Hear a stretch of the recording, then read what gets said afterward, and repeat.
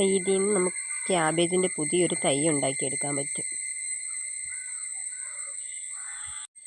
മുറ്റടിച്ച് വരുന്നതിനിടയ്ക്ക് യാദൃശ്ചികമായിട്ട് ഈ തണ്ടിൽ വേര് വന്ന് കിടക്കുന്നതുകൊണ്ട് ഞാൻ നട്ടു നോക്കിയതാണ്.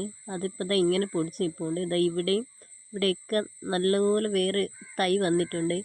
ഇത് വിജയിച്ച് കിട്ടുമെന്ന് ചോദിച്ചാൽ സംശയമാണ്. എന്തായാലും നമുക്ക് ഇതൊന്ന് നട്ടു നോക്കാം.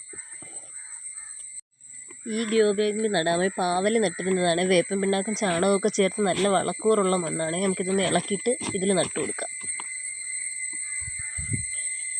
ഇവിടെയൊക്കെ ഒരുപാട് ചെറിയ മുള വന്നിട്ടുണ്ട്.